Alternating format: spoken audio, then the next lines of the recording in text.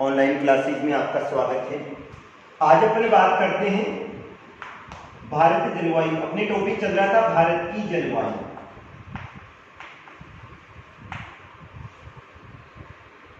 अपन बात कर रहे थे भाई जलवायु किसे कहा जाता है, तो मौसम की औसत दशाओं के योग को क्या कहा जाता है, जलवायु कहा जाता है।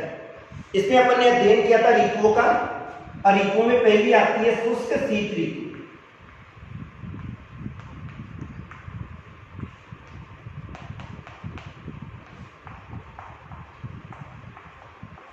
इसमें अपन तीन ही चीजों का अध्ययन करेंगे। एक तो वायुदाब का अध्ययन करेंगे,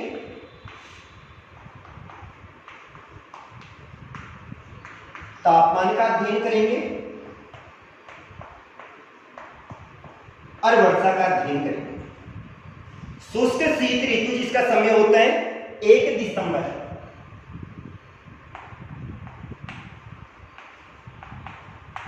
से 15 मार्च।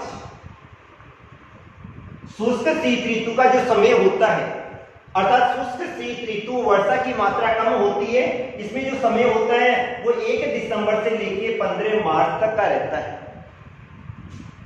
अब इस दिसंबर माह में अपन भारत के संदर्भ में अध्ययन करें। संपूर्ण पृथ्वी का अध्ययन करें और संपूर्ण पृथ्वी में जो भारत की स्थिति पाई जा रही है,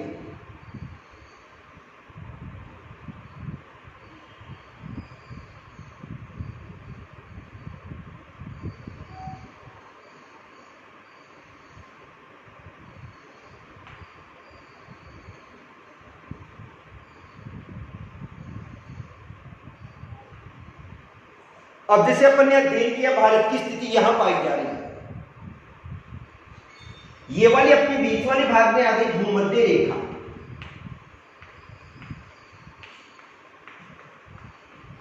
ये 23.5 डिग्री अक्षांश के पास में आ गई कर्क रेखा,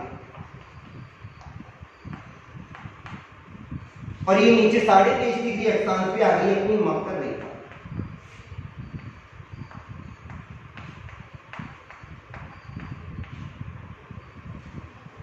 तीन मुख्य रेखाएं पाई जाती है। बीच वाले क्षेत्र में आती है भूमध्य रेखा, नॉर्थ वाले भाग में कर्क रेखा आ गई, और साउथ वाले भाग में कौन सी आ गई, मकर रेखा। अब सूर्य क्या करता है, पृथ्वी के चारों ओर चक्कर लगाता है, और जब सूर्य पृथ्वी के चारों ओर चक्कर लगाता है तो 21 मार्च और 23 सितंबर को सूर्य कहां सीधा चमकता है, भूमध्य रेखा पर सीधा चमकता है। 21 जून को सूर्य कर्क रेखा पर सीधा चमकता है, और 22 दिसंबर को सूर्य कहां सीधा चमकता है, मकर रेखा पर सीधा चमकता है। 22 दिसंबर को सूर्य कहां सीधा चमक रहा है, मकर रेखा पर सीधा चमक रहा है। अब दिसंबर का अपन अध्ययन करें तो दिसंबर माह में भारत में कौन सी ऋतु होती है, शुष्क शीत ऋतु होती है। यह शुष्क शीत ऋतु किस प्रकार पाई जाती है, मार्च के बाद में सूर्य दक्षिणायन की ओर जाता है, मार्च के बाद में उत्तर की ओर जाएगा, और मार्च के बाद में सितंबर आ जाएगा, और सितंबर के बाद में सूर्य कहां पर जाएगा, मकर रेखा की ओर। सितंबर के बाद में अक्टूबर आ गया, नवंबर आ गया, और दिसंबर। 22 दिसंबर को सूर्य मकर रेखा पर सीधा चमकता है, और जिस स्थान पे सूर्य सीधा चमकता है वहां पे कौन सी ऋतु होती है, ग्रीष्म ऋतु होती है। अतः उस समय मकर रेखा पर तो ग्रीष्म ऋतु होगी, लेकिन भारत में उस समय सूर्य की किरणें तिरछी पड़ती है, और सूर्य की किरणें तिरछी पड़ने के कारण से यहाँ पर कौन सी ऋतु होगी, शीत ऋतु होगी, क्योंकि सूर्य की किरणें तिरछी पड़ती है, अतः तापमान कम प्राप्त होता है। तो 22 दिसंबर को सूर्य मकर रेखा पर पहुंच जाता है, इस कारण से संपूर्ण एशिया में वायुदाब कैसा होगा, उच्च वायुदाब हो जाता है। कौन सा होगा, उच्च वायुदाब है, क्योंकि तापमान क्या पाया जाता है, कम पाया जाता है। 22 दिसंबर को सूर्य मकर रेखा पर सीधा चमक रहे हैं, और मकर रेखा पर सीधा चमकने के कारण से यहां पर कौन सी ऋतु होगी, शीत ऋतु होगी। और यहाँ पर एशिया वाले क्षेत्र में वायुदाब कैसा हो जाएगा, उच्च हो जाएगा। अब ये उच्च वायुदाब की पेटी पूर्वी चीन वाले क्षेत्र में फैल जाएगी, ऊपर चीन वाले क्षेत्र में आ जाएगी। फारस की खाड़ी हो गया, बंगाल की खाड़ी हो गया, अरब सागर है, इन संपूर्ण क्षेत्रों में कैसा वायुदाब होगा? उच्च वायुदाब हो जाएगा। इस समय का अध्ययन करें तो यहाँ पर वायुदाब की स्थिति क्या पाई जाती है? 1032 मिलीबार पाई जाती है। कितनी होती है? 1032 मिलीबार वायुदाब रहता है। और भारत के आसपास वाला क्षेत्र का अध्ययन करें, भारत के आसपास में जैसे पाकिस्तान वाला क्षेत्र आ गया, पाकिस्तान का पेशावर वाला क्षेत्र आ गया, मुल्तान वाला क्षेत्र आ गया, तो ये जो पाकिस्तान वाला क्षेत्र है, इस क्षेत्र में वायुदाब क्या हो जाता है? उच्च हो जाता है। और इस समय यहाँ पर 1019 मिलीबार, कितना? 1019 मिलीबार वायुदाब हो जाता है। तो वायुदाब क्या हो गया? उच्च हो गया। उच्च वायुदाब के केंद्र चीन वाले क्षेत्र में हो गया, बंगाल की खाड़ी में हो गया, अरब सागर में हो गया, चीन पाकिस्तान वाले क्षेत्र में हो गया, पाकिस्तान के पेशावर में वायुदाब हो जाता है 1019 मिलीबार हो जाता है। अब इस ऋतु की मुख्य विशेषता क्या पाई जाती है? एक तो शांत वातावरण होता है, सुहावना मौसम होता है। सुहावना मौसम होगा, तापमान निम्न पाया जाता है। तापमान कैसा होगा? निम्न पाया जाता है, तापमान कम पाया जाता है। आकाश स्वच्छ होता है, बिल्कुल साफ बादलों की स्थिति नहीं पाई जाती है। और यानी आकाश साफ होने के साथ में धीमी गति से पवन चलती है, क्योंकि इस समय वायुदाब क्या रहता है? यहाँ पर उच्च रहता है, अतः पवन कैसी चलती है? धीमी गति से पवन चलती है। इस समय पवन किधर चलती है? इस समय पवन भूमध्य सागर से, कहां से चलेगी? भूमध्य सागर से किधर चलेगी? पाकिस्तान, चीन और भारत की ओर चलती है। भूमध्य सागर से पवन किधर चलेगी? पाकिस्तान, चीन और भारत की ओर चलती है। अतः कौन सी स्थिति उत्पन्न होगी? चक्रवाती स्थिति उत्पन्न हो जाएगी। कौन सी स्थिति उत्पन्न हो जाएगी? चक्रवाती। चक्रवात का मतलब होता है हवाओं का चक्राकार मार्ग, अर्थात हवाएं कहां चल रही है? अर्थात चक्रवात वह न्यून दाब का केंद्र होता है जिसमें हवाएं बाहर से कहां चलेगी? केंद्र की ओर चलेगी। तो कौन सी दशाएं उत्पन्न हो जाएगी? चक्रवातीय दशाएं उत्पन्न हो जाती है। और तापमान पहुंच जाता है 10 से लेकर 20 डिग्री सेंटीग्रेड पहुंच जाता है। तो वायुदाब का अध्ययन किया था। इस समय का अध्ययन करें तो चीन वाले क्षेत्र में, भारत वाले क्षेत्र में, पाकिस्तान के पेशावर, मुल्तान, अरब सागर और बंगाल की खाड़ी वाले क्षेत्रों में वायुदाब क्या हो जाता है? उच्च हो जाता है। इन्हीं क्षेत्रों में वायुदाब 1032 मिलीबार हो जाएगा और इधर कितना हो जाएगा? 1019 मिलीबार हो जाता है। अब अपन अध्ययन करते हैं, तापमान का अध्ययन करते हैं। सूर्य की किरणें कैसी पड़ रही है? तिरछी पड़ रही है। और किसी भी स्थान पे अगर सूर्य की किरणें तिरछी पड़ती है तो वहां पे तापमान हमेशा क्या होगा? कम होगा। जैसे ही दिसंबर माह प्रारंभ होगा तापमान गिरने लग जाते हैं। और भारत के अधिकांश भागों में इस समय महाद्वीपीय पवनी चलती है, जो स्तरीय भाग से जलीय भाग की ओर चलती है, क्योंकि स्तरीय भाग में उस समय कौन सा वायुदाब होगा? उच्च वायुदाब होता है। अतः इस समय महाद्वीपीय पवनी चलती है।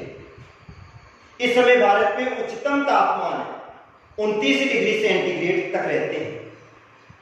उच्चतम तापमान तो 29 डिग्री सेंटीग्रेड रहेगा, जो केवल तटवर्ती क्षेत्रों के पास ही पाया जाता है, जबकि न्यूनतम तापमान माइनस तक पहुंच जाता है। इस समय का अध्ययन करें तो कई जगह तो स्थिति ऐसी पाई जाती है कि तापमान हिमांक बिंदु से नीचे पहुंच जाता है और पाले गिरने की संभावना भी रहती है। इस समय पंजाब वाले क्षेत्र में, राजस्थान के चूरू, बीकानेर और फलोदी, यहां पर तापमान -3 डिग्री सेंटीग्रेड तक पहुंच जाता है। तो इस ऋतु में तापमान क्या हो जाएगा? कम हो जाएगा। तापमान कम क्यों होगा? क्योंकि सूर्य की किरणें कैसी पड़ती है? तिरछी पड़ती है। और सूर्य की किरणें तिरछी पड़ने के कारण से तापमान कम प्राप्त होता है। अतः शुष्क शीत ऋतु में भारत वाले क्षेत्र में तापमान क्या होगा? कम होगा। अब तापमान और वायुदाब दोनों में आपस में उल्टा संबंध पाया जाता है।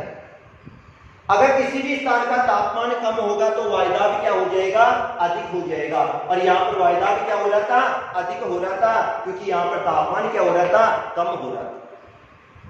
तो तापमान और वायुदाब दोनों में क्या हो गया, संबंध हो गया।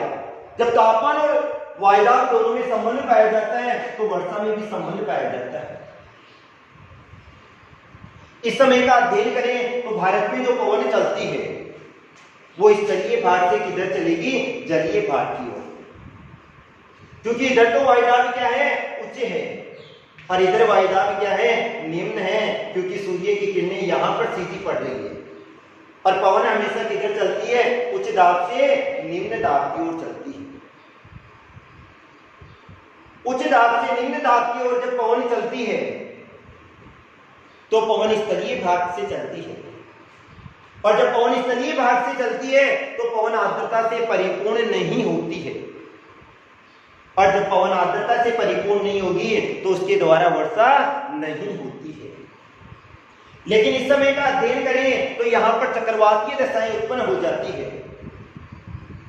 पवन गोलाकार कक्ष में घूमने लग जाती है, अर्थात चक्रवात वह न्यून दाब का केंद्र होता है जिसमें हवाएं बाहर से क्या होगी, केंद्र की ओर। बाहर उच्च दाब हो जाएगा और केंद्र में कैसा हो जाएगा, निम्न दाब हो जाएगा। तो कौन सी दशाएं उत्पन्न हो गई, चक्रवातीय दशाएं उत्पन्न हो गई। और इन चक्रवातीय दशाओं के कारण से तटवर्ती क्षेत्रों में या कुछ क्षेत्रों में वर्षा हो जाती है। इन क्षेत्रों में होने वाली जो वर्षा होती है वो फसलों के लिए बहुत महत्वपूर्ण होती है।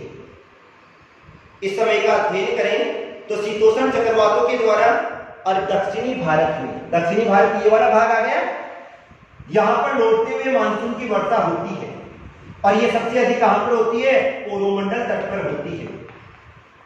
कौन से स्थान पे होगी, कोरोमंडल तट पे होती है। तो इस समय लौटते हुए मानसून की वर्षा होती है, और कौन से तट पे हुई, कोरोमंडल तट पे क्या हो जाती है, वर्षा हो जाती है। लेकिन इस समय की स्थिति का अध्ययन करें तो यहां पे तूफान भी आते हैं, चक्रवातीय दशाएं भी उत्पन्न हो जाती है, और प्रति 3 वर्ष में एक बार जरूर तूफान आता है और विनाशकारी तूफान आता है। इन चक्रवातों के द्वारा 2.5 से लेकर 25 सेंटीमीटर वर्षा होती है। इन चक्रवातों के द्वारा 2.5 से लेकर 25 सेंटीमीटर वर्षा होती है। लेकिन ये वाली वर्षा है ना, पंजाब, हरियाणा और राजस्थान, कहां पर है, पंजाब, हरियाणा और राजस्थान में फसलों के लिए अति महत्वपूर्ण होती है। पंजाब वाले क्षेत्र में, राजस्थान वाले क्षेत्र में और हरियाणा वाले क्षेत्र में ये वाली फसलों के लिए महत्वपूर्ण होती है। अतः राजस्थान वाले क्षेत्र का अध्ययन करें तो इसे मावट भी कहा जाता है और गोल्डन ड्रॉप्स भी कहा जाता है। क्या कहा जाता है, मावट भी कहा जाता है और गोल्डन ड्रॉप्स भी कहा जाता है। लेकिन कई बार स्थिति ऐसी पाई जाती है जब ये वाले तूफान आते हैं तो ओले भी आते हैं, तो इन तूफानों के कारण से ओले गिरने की संभावना भी पाई जाती है। ये वाली जो वर्षा है भारत में होने वाली संपूर्ण वर्षा का केवल कितने प्रतिशत है, 5%। कितने प्रतिशत है, 5%। तो ये तो अपने अध्ययन किया शुष्क शीत ऋतु। अब शुष्क शीत ऋतु में स्थिति क्या पाई जाती है,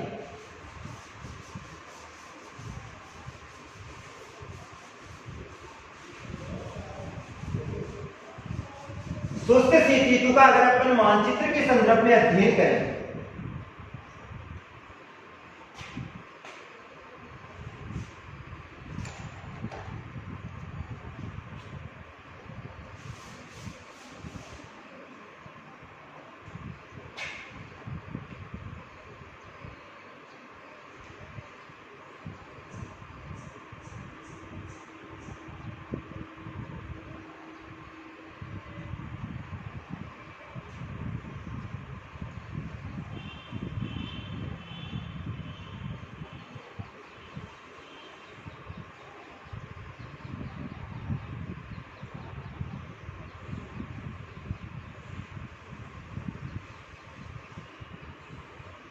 अपन बात कर रहे थे शुष्क शीत ऋतु की बात कर रहे थे। भारत के संदर्भ में अगर शुष्क शीत ऋतु का अध्ययन करें तो कर्क रेखा तो भारत के मध्यवर्ती भाग से गुजर रही है। 23.5 डिग्री अक्षांश रेखा हो गई कर्क रेखा। नीचे वाले भाग का अध्ययन करें तो यहां पर तो वायुदाब क्या होगा, कम होगा।